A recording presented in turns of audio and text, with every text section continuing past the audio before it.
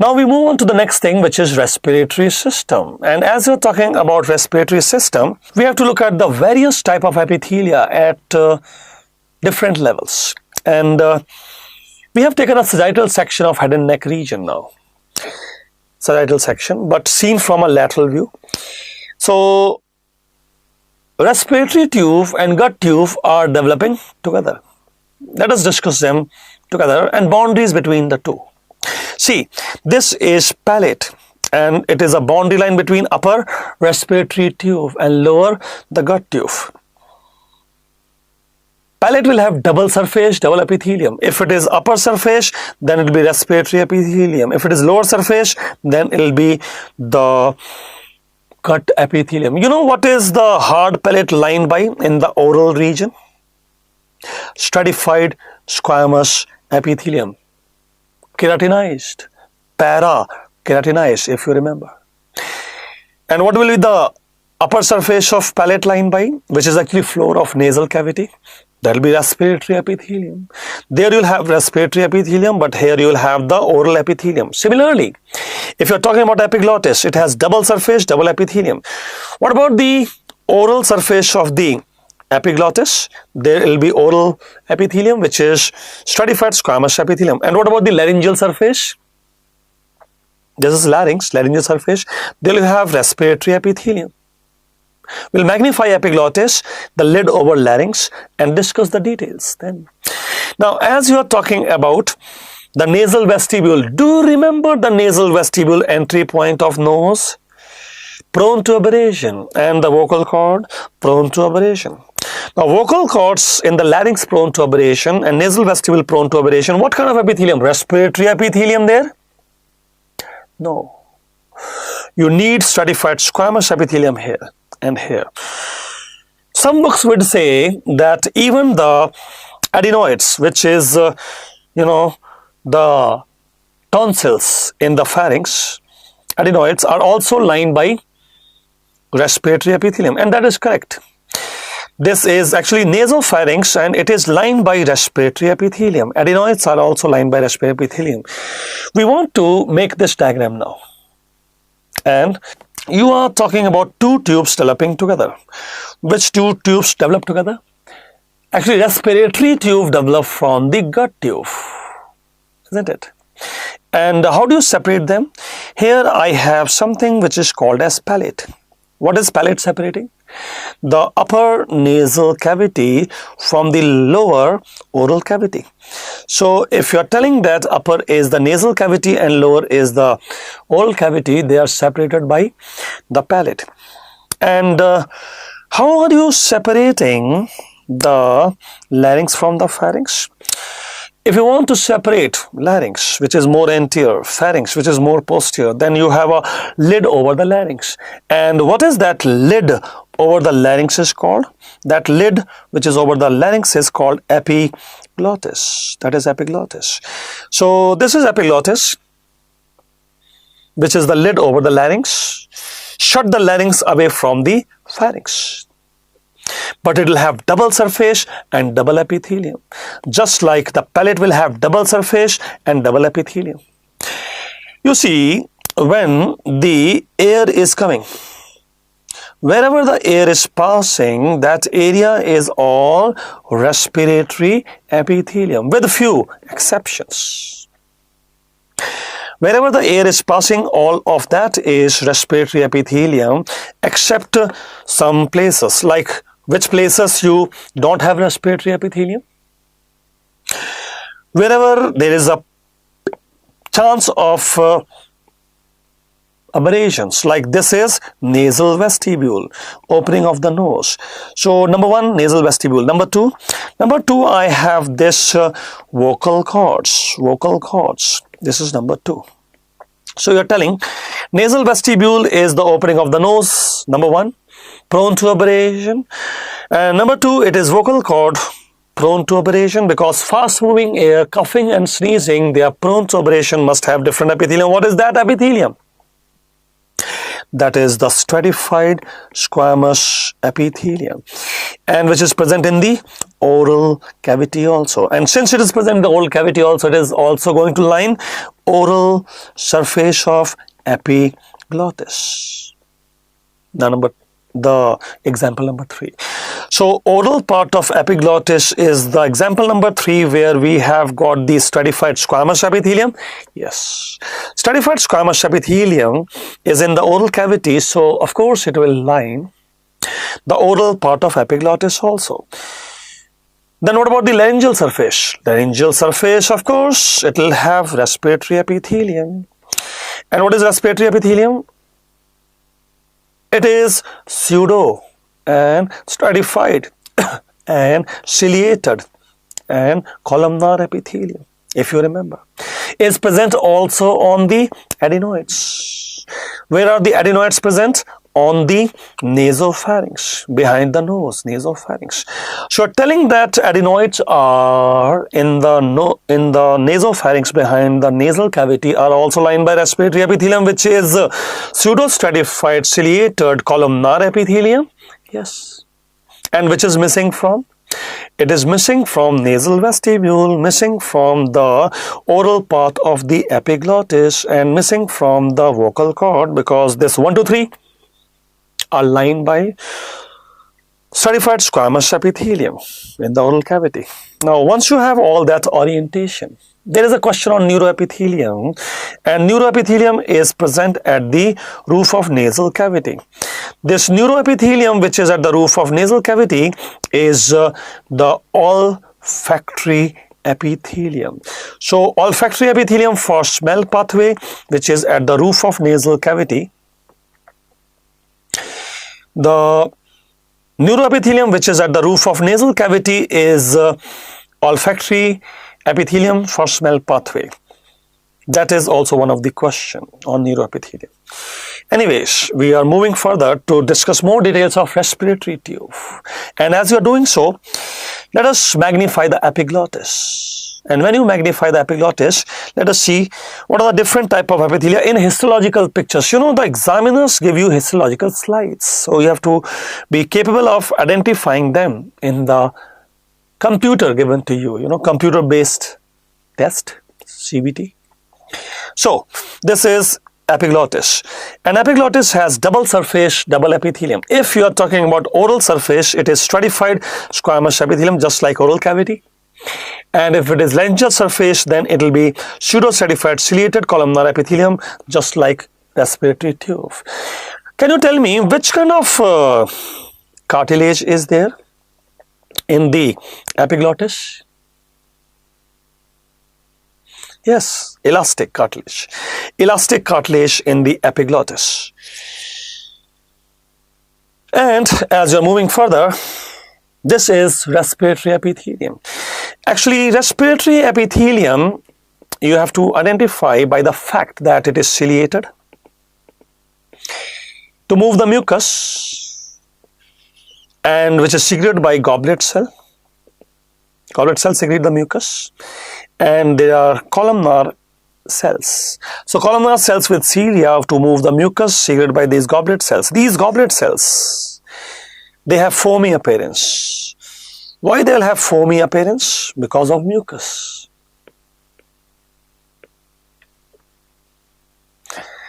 Let's draw this diagram. See, it is going to be a tall columnar cell in respiratory epithelium, but not necessarily all are tall. Some are tall, they are taller, there is short, they are shorter. That is why you have different level of nuclei, giving a false impression of being stratified, though it is not stratified. So some cells are tall, some are taller, and then there are shorter cells having a different level of nuclei because of the different height of the cell, though each cell is touching the basement membrane. Now, because each cell is touching the basement membrane, it cannot qualify as stratified. So it is called as pseudo-stratified. And it is also having goblet cell, which will give you mucus. Mucus will trap the dust particle, bacteria, etc., which will be moved by cilia. So What is the full name of respiratory epithelium? It is actually, respiratory epithelium is actually pseudostratified and ciliated and columnar epithelium with goblet cell.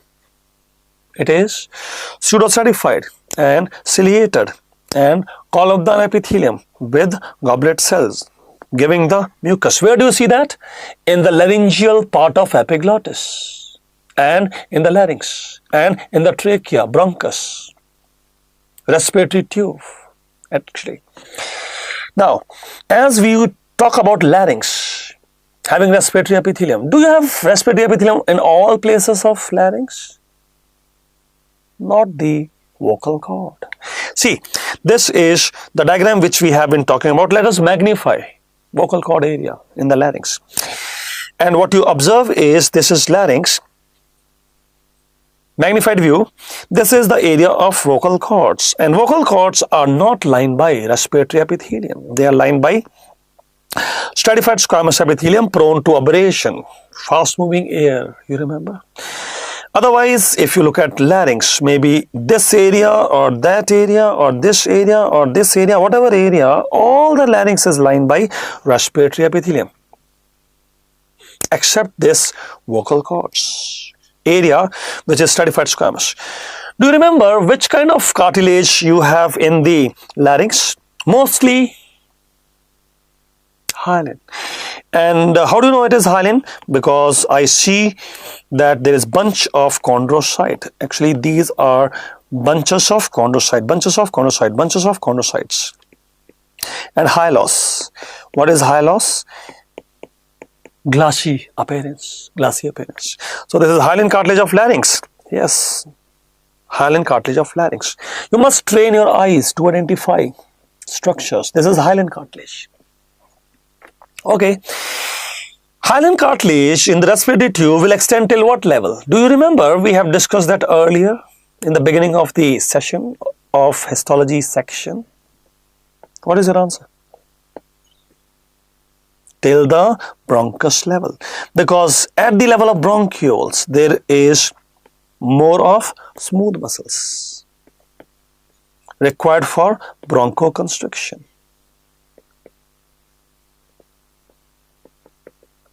Remember? So bronchus is the answer. Yeah. Can we have some diagram for that? Yes, we'll do that. But answer is bronchus. As you keep the answer as bronchus, you will see this is the diagram. We are looking at respiratory tube. This is trachea, which is bifurcating into bronchus, is bifurcating into bronchioles. There's a terminal bronchiole, then there's a respiratory bronchiole, and then there's a respiratory unit. In the respiratory unit, you'll have alveolar duct, alveolar sac, and alveoli. So alveolar duct, sac, and alveoli is respiratory unit. What is before that? It is conducting pathway. So what is there in conducting pathway? The trachea, the bronchus, the bronchiole. Which bronchiole? That is the terminal bronchiole and respiratory bronchiole. And what is in the respiratory unit? Respiratory unit, we have alveolar duct, alveolar sac, and alveoli. Now, once you have that kind of orientation, you see, hyaline cartilage, which give rigidity to the lumen of trachea bronchus, is reaching only the level of bronchus. It is stopping at the level of bronchus, not moving into bronchioles. Bronchioles, they don't have hyaline cartilage requirement. The hyaline cartilage will be actually replaced by smooth muscles for bronchoconstriction, bronchodilation. Now, not only hyaline cartilage is stopping at the level of the bronchus, but also goblet cell. So, goblet cells are also stopping at the level of bronchus. You don't want goblet cell moving into bronchioles. Why? Because if they move into bronchioles, they might create some mucus plug and stopping the breathing. See, bronchus is wide lumen, no problem. But bronchioles have small lumen. There can be a mucus plug. You don't want mucus plug in the bronchiole.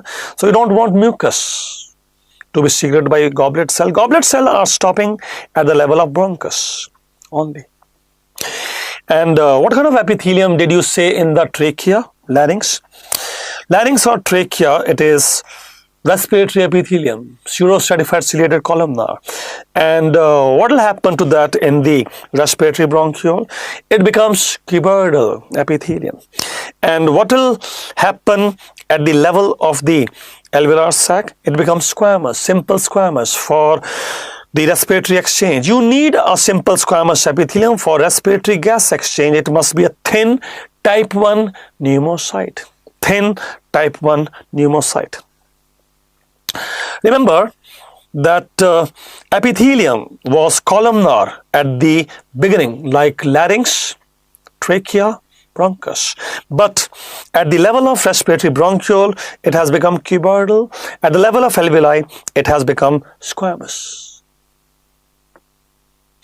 Now, this is the alveolus, which will have most of the surface area covered by thin squamous epithelium, which is type 1 pneumocyte, but there can be type 2 pneumocyte also, which is cuboidal. Why do you need type 2 pneumocyte in the alveolus for cuboidal, that cuboidal cell? To give surfactant. Now, surfactant, which is formed by type 2 pneumocyte in the alveolus, is also formed by Clara cell, which are seen in the terminal bronchiole. And Clara cells are not only seen in the terminal bronchiole, they are also encroaching into respiratory bronchiole. So, Clara cells are seen in terminal bronchiole and respiratory bronchiole. For what purpose? They have many purposes. One is to give surfactant. So, these are some details which we will remember. Respiratory bronchiole can also have Clara cells. But what is the function of respiratory bronchiole? Let's find out. Here, you must remember the components of respiratory unit. As I told, there will be alveolar duct, followed by alveolar sac, and followed by alveoli. And now, as you go into details of the epithelia, we have already known, but just a quick overview. See, if you are looking at the trachea and bronchus, it is the actual respiratory epithelium, which is pseudostratified ciliated columnar epithelium with goblet cell giving some mucus to move by the cilia, and there is some hyaline cartilage present. This is trachea and bronchus, but cartilage beyond the level of bronchus is being replaced by more of smooth muscles. So, as you are talking about the bronchus, I have magnified the level of bronchus, and in the bronchus, let us still magnify it. It is this area we are going to focus upon. So, this is a bronchus, and in the bronchus, I have some smooth muscles. There is also hyaline cartilage, and then there is this G glans, which could be the goblet cells. Actually, goblet cells will be more in the respiratory epithelium, which is pseudostratified ciliated columnar epithelium. This is the epithelium. It is respiratory epithelium with goblet cells and pseudostratified ciliated columnar epithelium. And what is this? This L is actually the lymphoid tissue, MALT, mucosa associated lymphocyte tissue. A lot of blue dots, you remember? Lots of blue dots. Where is present? Lamina propria of the mucosa. Lamina propria of the mucosa, MALT. So, MALT is present in the lamina propria of mucosa, fine L. What is C? C is the hyaline cartilage. And what is E? E is the epithelium, respiratory epithelium. And what is the G? G is the glands. And what is SM? Smooth muscles. This is a bronchus. But if you go to the level of bronchioles, you see they have narrow lumen. And because they have narrow lumen, missing cartilage, missing goblet cells. Goblet cells gone, and hyaline cartilage gone at the level of bronchioles. Though there are other cells like ciliated cells are there, there are columnar cells. We have a diagram for different type of cells in the bronchioles. We'll see the diagram, but the thing is more of smooth muscles for bronchoconstriction and bronchodilation. in bronchioles. Bronchioles means small lumen. Now, as you are talking about terminal bronchiole, I told you that there will be a Clara cell in the terminal bronchiole which will also encroach into respiratory bronchiole. But as you see, ciliated cells are still present in the terminal bronchiole, though the number of cilia will be reducing. And there are other cells like club cell, and there is some squamous cells also. Smooth muscles are obviously there. Actually, we want to see a diagram with different type of cells in the respiratory epithelium. Questions have come on that. All of the following cells are found in lung except. What do you think?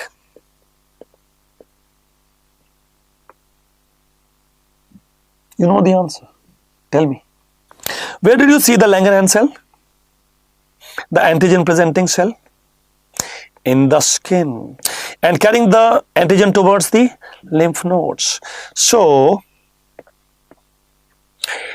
the Langerhans cell, which is an antigen presenting cell, it is derivative of monocyte phagocyte series. It is found in the skin and lymph node, not in the lungs. What do you call it if you have large number of Langerhans cell in the lung? Large number of Langerhans cell in the lung? Histiocytes, histocytosis. This is not good. You mean to say Kulczycki cell is there? Yes, it is a neuroendocrine cell giving some endocrine hormones. It is there. So Kulczycki cell is there, which is a neuroendocrine cell and giving endocrine hormones like which one? We'll see which one, but Clara cells are there. Already we have told Clara cells are giving some surfactant. What about the brush cell? Yeah, they are also there. Actually, I have a diagram for this, but keep your answer as Langerhans cells. Which diagram are you talking about? It's here. This is the neuroendocrine cell. A nerve terminal has come. So a nerve terminal has come, neuroendocrine cell. What is it doing? This is Kulczycki cell. And what is Kulczycki cell doing? Kulczycki cell is giving us the serotonin. What is serotonin? It is a hormone, neuroendocrine cell. So you are telling that this is a neuroendocrine cell because some nerve terminal has come and asking Kulczycki cell to give serotonin in the lung. Yes. And what is this Clara cell for? Clara cell, which is seen in the terminal bronchiole and respiratory bronchiole, has three functions. What are the three functions? Function number one, it is giving you surface active agent. Who is that? Surfactant. Now, as it is giving surfactant, fine. What is the other thing it is doing? It is, number one, surfactant giving cell. Number two, detoxify the air. Detoxify the air. Whichever air you are inhaling, that is to be detoxified. So, that is done by Clara cell. Yes. Number three, it is working like a stem cell for repair. It is working like a stem cell for repair. Like what? Like, you know, the lung epithelium can be damaged. It has to be repaired. And it can be Clara cell repairing the epithelium. Yes. What about this brush cell? Actually, brush cell is having some microvilli and we don't really know the function. We really don't know the function. But brush cell is there in the lung epithelium. So, that is not an issue. Though the function is not known. Now, as you have found in this question, the answer should be Langerhans cell because Langerhans cells are antigen presenting cell, maybe in the skin or lymph node, but not the lungs. It is not good to have Langerhans cell in the lung, especially in large numbers, histiocytosis. Okay, what about the alveolus? What do you see at the level of alveolus? At the alveolus level, what I see is most of the surface area covered by type 1 pneumocyte working like respiratory membrane for respiratory gas exchange, oxygen going outside and CO2 coming inside. So from the alveolus, the oxygen will go outside where? To the capillaries. And what the capillaries will send back? The CO2. So you are telling that oxygen from the alveolus is passing through the type 1 pneumocyte, yeah, it is respiratory membrane, and going to capillaries, and capillaries sending back the carbon dioxide towards the alveolus through the cell, through this cell. What is type 2 pneumocyte doing? It's a cuboidal cell first of all, and it is giving surfactant. So type 2 is cuboidal cell giving surfactant, fine. What is this alveolar macrophage doing? What do you think? Dust cell engulfing dust particle. So dust cell engulfing dust particle, yes. So these are the capillaries you were talking about. Yeah, capillaries will have more of CO2, less of oxygen. So they give the CO2 inside the alveolus and take the oxygen back from the alveolus. Now this diagram, you are talking about alveolus. This diagram which you are talking about alveolus, you will find that alveolus is showing some pores also. And what is the purpose of those pores? Pores of Kahn. Actually, one alveolus is communicating with another alveolus to the pores of Kahn, and it is sometime important when you are talking about lung pathologies like pulmonary edema.